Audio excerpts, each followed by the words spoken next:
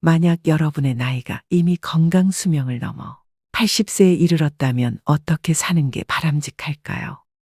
지금은 100세 시대라고 할 만큼 수명이 길어진 것은 기쁜 일일 수도 있겠으나 실은 조금 걱정되는 점도 있습니다.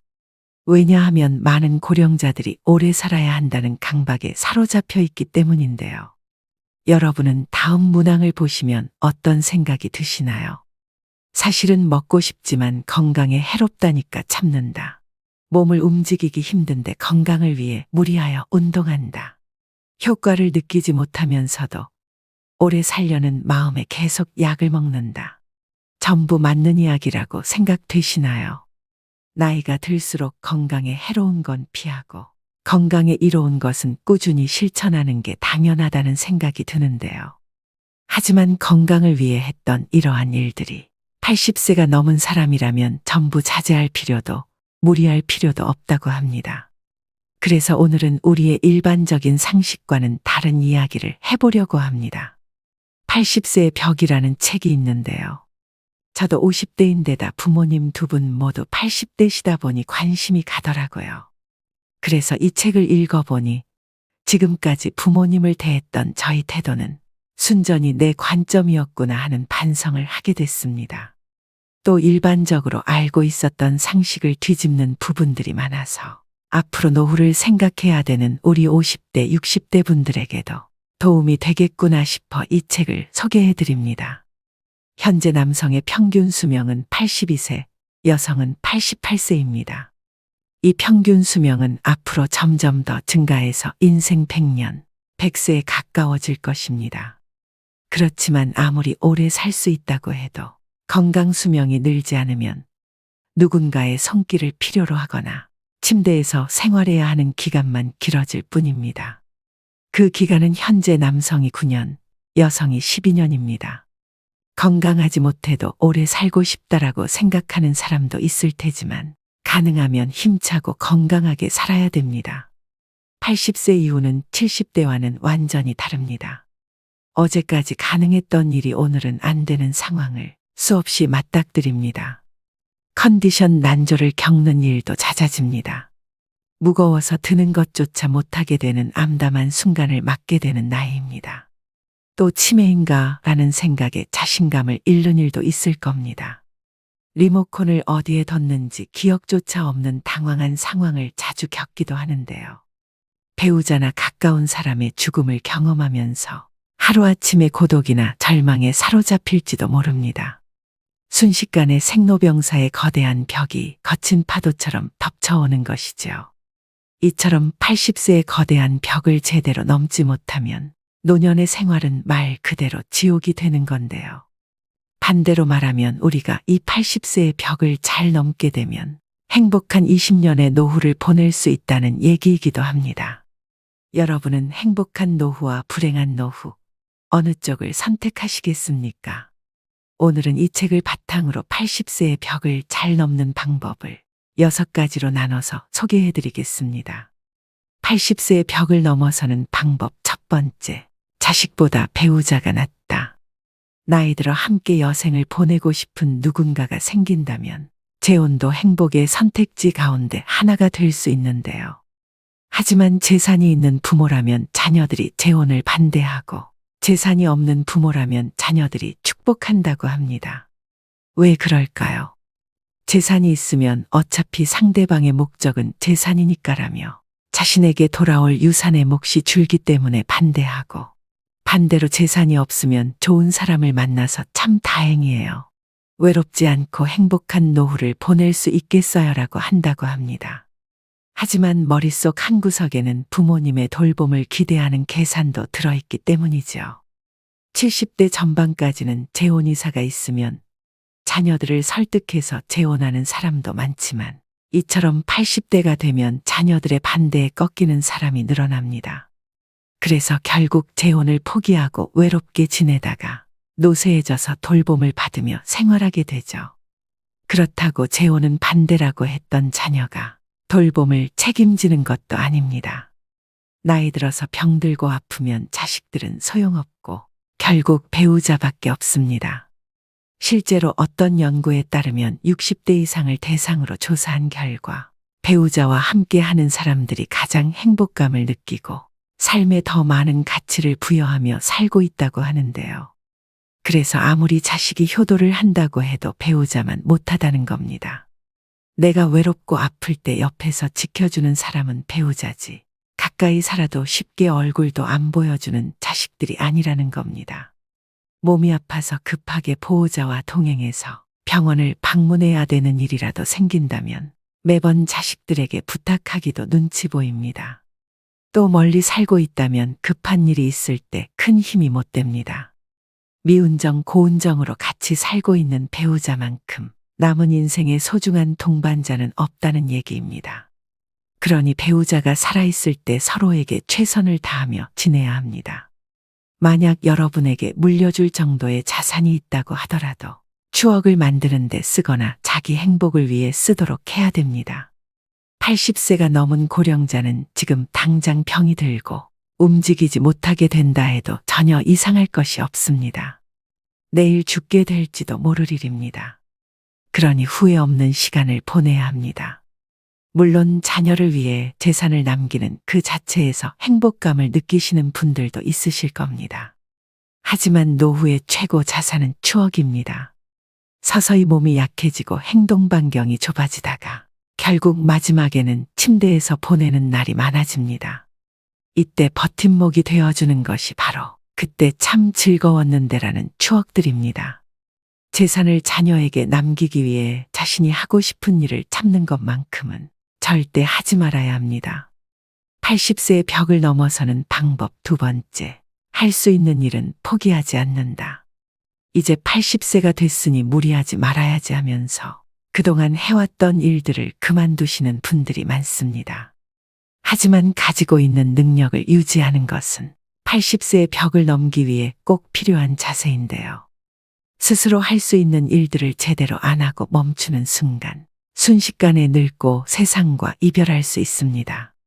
그래서 80대가 돼도 운전면허증을 반납하지 마시고 운전이 가능하면 계속 하시라고 권해드립니다.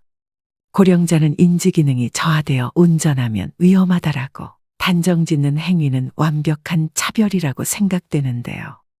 20살 대학생이 고급 외제차를 타고 고속도로를 폭주하다가 사망사고를 내면 큰 뉴스거리가 되지 않지만 80의 남성이 경자동차로 아내를 병원에 데리고 가다가 사고를 내면 비난을 받습니다. 실제로는 24세 미만의 운전자가 사고를 내는 비율이 더 높은데도 고령자에게만 위험 딱지를 붙이고 있습니다. 80대가 교통사고를 내면 언론에서는 큰일이라는 식으로 기사를 냅니다. 이러한 사회 분위기와 더불어 나이 들어 운전면허증을 자진 반납하면 지원금을 주는 제도가 있다 보니 면허증을 반납하시는 분들이 많습니다. 하지만 아직 충분히 운전을 할 수 있는데도 허둥지둥 면허를 반납할 필요는 없습니다. 반납해버리고 나면 6년 후에 돌봄을 받게 될 위험이 2.2배나 증가한다고 하는데요. 이처럼 건강을 위해서라도 가능하다면 운전을 계속 하셔야 됩니다. 운전뿐만 아니라 80대에도 배우고 싶은 것이 있다면 적극적으로 배우셔야 하고요. 건강한 노후 생활을 보내는 가장 중요한 방법 중 하나가 노후에도 배움을 지속하는 건데요. 80세가 넘었다고 집에만 계시는 것은 수명을 단축시키는 가장 안 좋은 방법입니다. 마음 맞는 친구를 만나든 취미 생활을 즐기시든 무언가에 흥미를 가지고 몰두하시는 것이 좋습니다. 80세의 벽을 넘어서는 방법 세 번째, 참지도 말고 무리하지도 말자. 80세가 넘어 사망한 사람을 부검하면 대부분 몸에서는 암이, 뇌에서는 알츠하이머 병변이 발견된다고 합니다. 하지만 생전에 이러한 사실을 몰랐던 사람도 적지 않습니다. 나이가 들면 몸에 여러 개의 병의 씨앗을 지니고 살아갈 수밖에 없습니다. 병의 씨앗이 언제 싹을 틔울지는 아무도 알 수 없는데요. 오늘은 건강하다가도 노년에는 당장 내일 환자가 되기도 하고 눈을 뜨지 못할 수도 있습니다. 그렇기 때문에 80세가 넘으면 현실을 그대로 받아들이고 내일 당장 생이 끝난다 해도 후회가 남지 않는 시간을 보내시는 것이 가장 중요한데요. 80 이후 참거나 무리하지 않기는 후회 없는 노후를 만드는 가장 중요한 방법입니다. 저희 어머니는 맵고 짠 자극적인 음식을 좋아하시는데요. 건강을 생각해서 제발 드시지 말라고 잔소리를 많이 하는데 그때마다 먹고 싶은 걸 먹지 못하시니 스트레스를 많이 받으시더라고요. 이렇게 건강을 위한다는 명분으로 나이가 들어서도 먹고 싶은 음식을 참는 사람이 많습니다. 소식하고 달고 짠 음식을 피하고 기름진 음식을 자제하고 비만은 건강을 해친다는 사고가 사람의 상식이 되었는데요. 이런 얘기는 60대까지는 건강을 해치는 원인이 되기도 하지만 80세를 앞두고 있다면 이러한 생각은 일단 접어두셔야 합니다. 고령자는 장기 기능의 저하로 식욕이 증가하는 경우가 있을 수도 있고 먹고 싶다는 욕구는 몸이 필요하다는 것이니 입에 당기는 음식은 마음껏 드셔야 됩니다. 체중 관리한다고 굶거나 식단 관리하지 마세요. 살이 좀 찐 사람이 오히려 더 오래 산다는 통계도 있습니다. 먹고 싶은 음식을 참으며 체중 조절하기는 스스로 수명을 깎는 행위입니다. 채식이 좋다고 매일 풀만 드시지 마시고요. 나이 들수록 단백질 섭취가 가장 중요하기 때문에 고기를 많이 드셔야 합니다. 그럼 여기서 술이나 담배는요? 라는 질문이 되돌아올 수 있는데요. 술도 드시고 싶으시다면 몸에 주는 부담을 생각해서 저녁 반주를 즐기는 정도가 현명합니다. 지나친 음주로 몸을 제대로 가누지 못해 넘어지면 낙상으로 골절되어 한순간에 늙어버리는 비극도 적지 않기 때문입니다. 또 의외라고 생각할지 모르지만 담배의 폐해는 나이가 들수록 줄어드는데요. 실제 흡연으로 단명하게 된 사람은 고령이 되기 전에 사망하기 때문입니다. 즉 담배를 계속 피웠는데도 80세까지 산 사람은 앞으로 금연하든 흡연하든 수명에는 큰 차이가 없다는 뜻입니다. 또 80대를 목전에 두고 운동을 열심히 하는 것도 아무런 도움이 되지 않습니다. 오히려 무리해서 운동하다 체내에 활성산소가 만들어지게 되면 노화를 촉진할 수도 있는데요. 80세 이후에는 그냥 30분 정도의 가벼운 산책 정도면 충분합니다. 80세의 벽을 넘어서는 방법 네 번째, 건강검진을 받지 말자. 지금 80대는 건강검진 초기 세대로 건강검진을 절대시하는 경향이 있습니다. 물론 건강검진은 60대 정도까지는 큰 도움이 되겠지만 80세가 넘은 고령자에게는 그다지 도움되는 것이 없습니다. 80대를 목전에 두고 건강검진을 받아보면 정상으로 나오는 수치보다 비정상으로 나오는 수치가 더 많은 것이 일반적입니다. 건강검진에서 정상 수치라는 것은 평균치에 가깝다는 얘기입니다. 비정상 수치는 그 범위를 넘어 지나치게 높거나 낮은 사람을 말합니다. 수치는 본래 사람마다 다릅니다. 우리가 이 평균의 함정에 빠져서 사는데요. 체질이나 환경에 따라서도 다르고 나이에 따라서도 다르며 체형이나 생활 습관에 따라서도 다릅니다. 어디까지가 정상이고 어디까지가 비정상인가가 문제가 아니라 정상치라도 병에 걸리는 사람이 있고 비정상치라도 병에 걸리지 않는 사람이 있다는 겁니다. 80세가 넘어서도 문제없이 사는 사람은 그 자체가 건강하다는 증거입니다. 다시 말해서 정상이라는 증거죠. 그런데 의사가 환자를 보지 않고 수치만 보고서 진단을 내린다면 어떻게 될까요? 정상치에 맞추도록 약을 처방한다면 답은 명확합니다. 환자는 지금의 건강과 기력을 잃게 됩니다. 몸 상태가 그 수술을 견딜 만큼 건강하지 않은 상태에서 수술을 하니 암세포는 없앴더라도 건강이 나빠져서 그때부터 누워서만 지내게 되는 거죠. 특히 80세가 지난 고령자는 수술할 필요가 없습니다. 나이가 들면 들수록 암은 진행이 느려지고 쉽게 전이되지 않기 때문입니다. 그렇기 때문에 허투루 손떼기보다는 지켜보는 편이 낫습니다.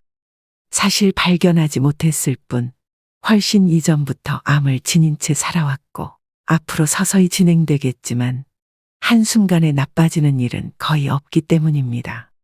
아시다시피 암 치료는 간단하지 않습니다. 수술이든 화학치료든 몸에 심각한 부담을 줄 수밖에 없는데요. 체력이 크게 떨어지는 80세 이상의 고령자는 평소 생활로 되돌아가지 못할 확률이 높다는 걸 명심하셔야 됩니다. 80세의 벽을 넘어서는 방법 5번째. 자기와 맞는 의사를 찾자. 80세의 벽을 넘으려면 얼마나 좋은 의사를 선택하고 얼마나 좋은 관계를 유지하느냐가 관건입니다. 그렇다면 어떤 의사를 선택해야 할까요? 좋은 의사를 구별하는 가장 손쉬운 방법은 약에 관해 이야기를 나누어 보는 것입니다. 본래 약은 몸 상태를 좋게 하는 것이 목적인데 처방해준 약을 먹고 몸 상태가 나빠진 것 같다고 해도 이건 좋은 약이니까 혹은 약을 끊고 죽고 싶나요라는 식의 태도를 보이는 의사라면 그 병원은 그만 다니는 편이 낫습니다. 교과서적인 수치와 검사 결과만 믿고 환자 개인이 느끼는 몸 상태는 생각하지 않는 건데요. 제대로 된 의사라면 다른 약으로 바꾸든 양을 줄이든 식의 후속 조치를 취하게 될 것입니다. 만약 그런 의사라면 좋은 주치의가 될 수 있습니다. 환자를 잘 섬기는 의사, 환자들의 말을 다 들어주는 의사는 좋은 의사라 볼 수 있습니다. 환자가 말할 때 차트나 들여다보고 환자가 묻는 질문에 마지못해 몇 마디 대답해주는 의사는 결코 좋은 의사가 아닙니다. 또 환자의 눈높이에서 환자가 궁금해하는 것을 성의껏 잘 설명해주는 친절한 의사인지도 확인해 보셔야 합니다. 자기 환자를 끝까지 책임지는 의사의 자세가 무엇보다 중요합니다. 투병이 시작되면 의사, 환자, 보호자는 2인 삼각 경기를 하는 것처럼 서로 발을 묶고 완치를 향해 전진하는 관계가 됩니다. 그 중에서도 의사가 나 몰라라 하면 환자와 보호자는 절망하게 되겠죠. 이처럼 80대가 되면 나와 잘 맞는 의사를 찾는 것이 무엇보다 중요합니다. 내가 보내고 싶어하는 노후를 이해하고 거기에 맞는 방향으로 움직여주는 의사를 만나야 하는 거죠. 수술을 원하지 않는데 수술밖에 방법이 없다고 딱 잘라서 이야기하는 것은 의사 같지 않은 의사입니다. 진료 받을 때마다 불편함을 느끼게 하거나 심리적 피로감이 들게 하는 의사라면 궁합이 맞지 않다는 뜻입니다. 나와 맞지 않는 의사에게 진찰받는 것은 말년에 지옥행 버스에 오르는 격이죠. 80세를 맞이하는 고령자에게 병원과 의사는 매우 가까운 존재입니다. 소중한 내 몸을 믿고 맡길 수 있는 의사를 만나는 것은 행운이라고 할 수 있습니다. 그렇기 때문에 조금 더 젊은 50대, 60대부터 이 병원, 저 병원 다니면서 널리 알려진 명의보다 나만의 명의를 찾는 일이 중요합니다. 80세의 벽을 넘어서는 방법 6번째. 약은 최소한으로 먹자. 나이 들수록 여기저기 안 아픈 곳이 없는데요. 그러면 병원 진료도 장기별로 과마다 진료를 받게 됩니다. 여러 과를 돌면서 진료를 받게 되면 문제는 많은 양의 약으로 드러납니다. 예를 들면 검사 결과 혈압이 높다며 순환기내과에서 혈압 강화제를 처방합니다. 거기다 혈당치가 높다는 사실을 알게 되면 내분비내과에서도 약을 주게 되는데요. 각기 다른 전문의에게 약을 처방받았더니 다량의 약을 복용해야 하는 상황이 심심찮게 생깁니다. 또 약의 종류가 많아질수록 중복약을 처방받을 확률도 높습니다. 예를 들어 소화 기능이 떨어지는 경우에는 약의 위장을 보호해주는 위장약이 들어가는데 다른 목적으로 처방된 약들을 함께 복용하게 될 때 위장약이 포함되어 있으면 중복으로 복용하게 되는 셈입니다. 위장약은 위산 분비를 억제해 약을 복용할 때 속쓰림 등을 방지해 주지만 과도하게 섭취할 경우에는 장염이나 폐렴 위험이 커집니다. 또 순환기 전문의가 진료를 하고 나서 높은 콜레스테롤 수치를 약으로 낮추면 면역 기능이 저하되고 암이 진행되기 쉬우면서 감기나 독감에도 쉽게 걸립니다. 혈관계 이상으로 죽는 게 아니라 암이 진행되거나 폐렴으로 죽게 될 수 있는 거죠. 이렇게 되면 약이 되는 것이 아니라 독이 될 수도 있다는 사실을 기억하셔야 합니다. 이런 장기별 전문 진료 체계는 60대까지는 효과가 있지만 80대 전후에는 별로 도움이 되지 않습니다. 특히 고령자일수록 많은 약을 함께 쓰면 문제가 됩니다. 물론 꼭 먹어야 하는 약도 있으므로 모든 약을 끊을 수는 없지만 일상생활의 활동 수준을 방해하지 않도록 최소한에 머물러야 합니다. 머리가 아프면 두통약을 먹고 위가 아프면 위장약을 먹으면 됩니다. 필요할 때 필요한 만큼만 먹는 것이 약의 올바른 사용법입니다. 약을 계속 먹어야 오래 산다는 근거는 어디에도 없다는 사실을 기억하셔야 됩니다. 오늘의 영상 어떠셨나요? 80세의 벽은 높고 두꺼우나 벽을 넘는 방법 6가지를 소개해드렸습니다. 종합적으로 강조드리고 싶은 것은 싫은 걸 억지로 참지 말고 좋아하는 일을 하는 것입니다. 아무리 후회해도 지난 날은 돌아오지 않습니다. 내일 일은 아무도 모릅니다. 내일은 내일의 바람이 붑니다. 그것이 인생입니다. 그러므로 자신의 인생을 있는 그대로 받아들이기만 하면 됩니다. 어떤 것이라도 두려워하거나 걱정하지 마세요. 원하는 일을 하고 먹고 싶은 음식을 먹고 만나고 싶은 사람을 만나고 하고 싶은 말을 하면서 살면 됩니다. 이것이 행복한 노후와 불행한 노후를 가르는 기준입니다. 불량 노인이어도 됩니다. 사람 좋은 척하면 건강이 불량해집니다. 여태까지 사람들의 눈치를 살피고 사양하느라 하고 싶은 일을 참으며 살아오셨을 겁니다. 그런데 80세가 넘어 참거나 무리하게 되면 몸과 마음이 지치고 건강이 나빠집니다. 지금까지 애쓰고 고생하며 살아왔으니 앞으로는 원하는 대로 살아보셔야 합니다. 80세가 넘은 고령자라면 그렇게 살아도 됩니다. 인생에는 다양한 의미의 오르막과 내리막이 있지만 오르막에서도 내리막에서도 행복은 생각하기 나름입니다. 행복이란 무엇인가에 대한 답은 사람마다 다르겠지만 최고의 행복은 다름 아닌 즐기는 능력이 아닐까 싶습니다. 즐길 수 있어야 진정한 100세 인생입니다. 80세의 벽을 넘어서 앞으로 20년 하루하루 새로운 도전을 즐기셨으면 좋겠습니다. 오늘도 노후의 지혜와 함께 해주셔서 감사드립니다. 황금빛으로 무르익어가는 여러분의 지혜로운 인생을 언제나 응원합니다.